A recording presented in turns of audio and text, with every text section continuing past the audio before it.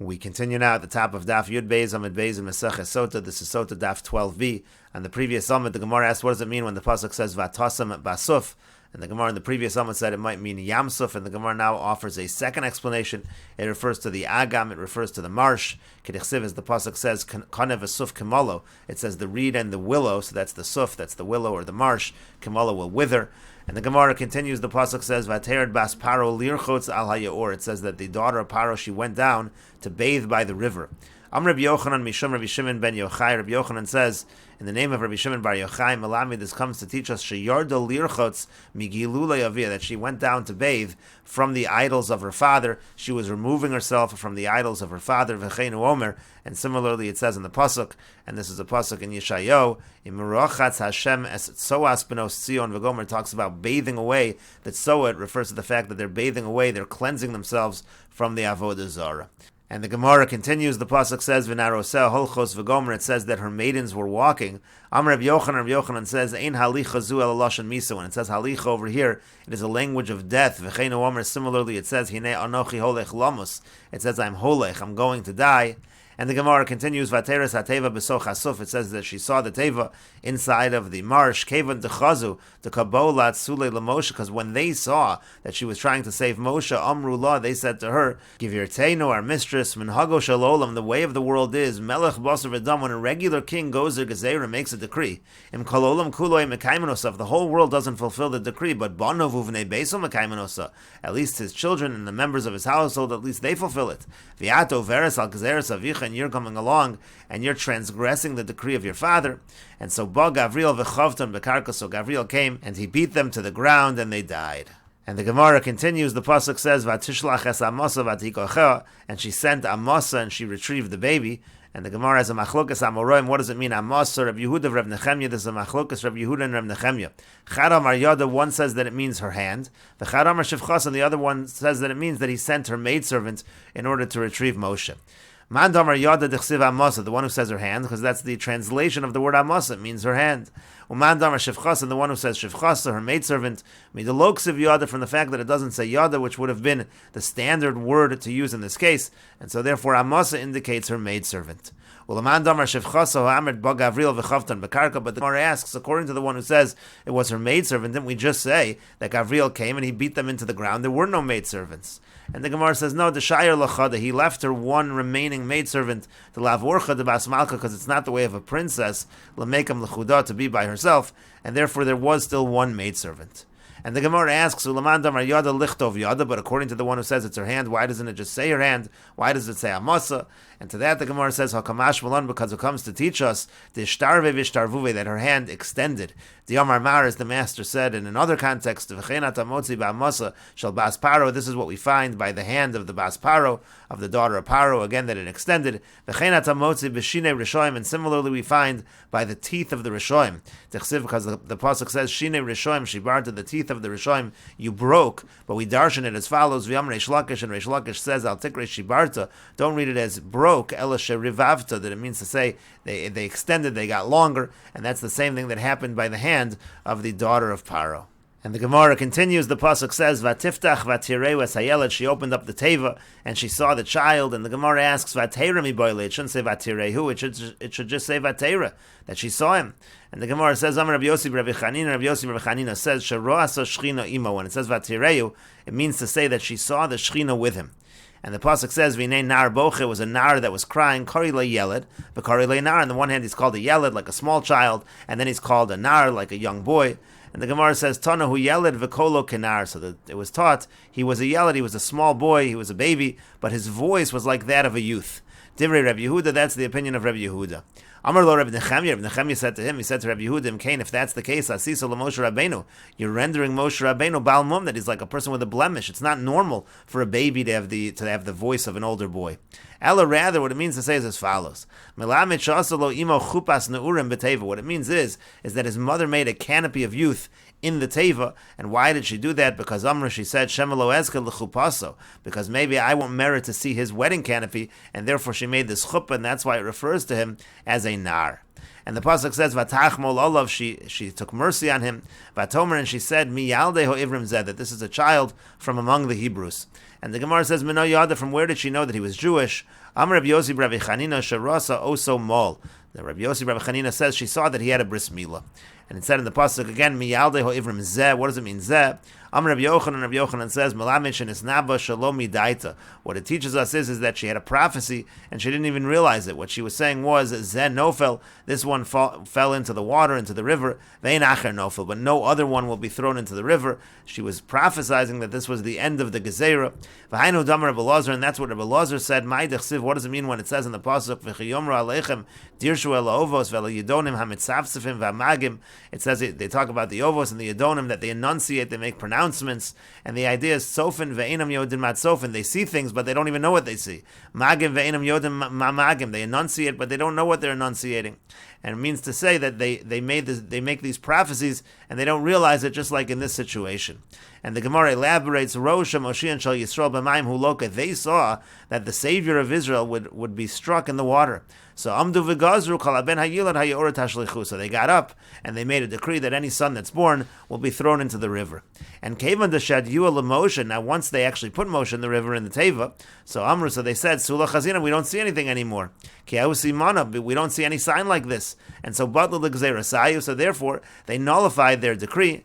V'heineim einan yodim, but they didn't realize Shalmei Meriva Huloka, that really in terms of being struck, Moshe would be struck by the water, but not by this water. He was going to be struck by the Mei Meriva. V'hainu Dam Rabbi Chama Rabbi Chanina, and that's what Rabbi Chama Rabbi Chanina said. Ma'idich Siv, what does the pasuk mean when it says Heima Mei Meriva Asher Ravu, that these are the waters of contention which they fought over? What it refers to is Heima Sharo. When it says Heima, it means Heima Sharo, it's Tagnine Paro. These are the waters that the astrologers of Paro saw, V'to, and they made a mistake. V'hainu Dekamar Moshe, and that's also what Moshe said. He said Sheish Meos Elef Ragli. He said 600,000 Ragli. We darshan the word Ragli can mean B'shvili, because of me. What it means is as follows: Amar Len Moshe Yisrael. Moshe said to Klal Yisrael, B'shvili nitzaltem kulchem. It's because of me that you were all saved, because the Gezerah stopped at that point in time.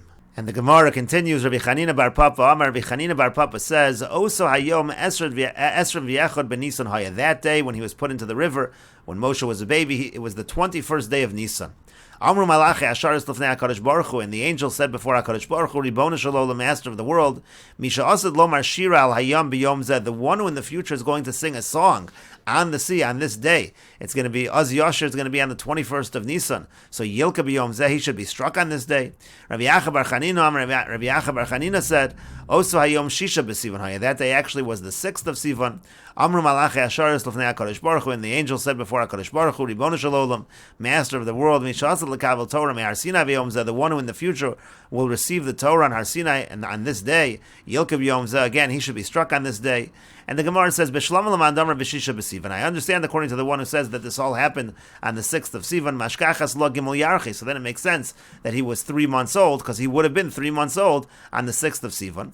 The Amar Mar, because the Master said, B'Shiva Ba'adar Meis, on the 7th of Adar, Moshe Rabbeinu died.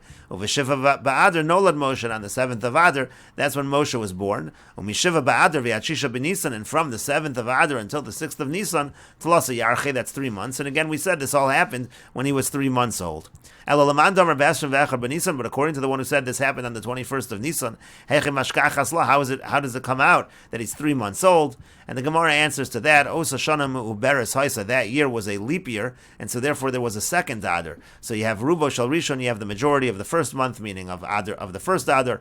Rubo Shal Achron, you have the majority of the last month, meaning of Nisan, because we're going to the 21st of Nisan. And then you also have Emtzai Shalom, and then you also have that middle month, meaning to say the second Adar. You have that entire month, and that comes out to 3 months.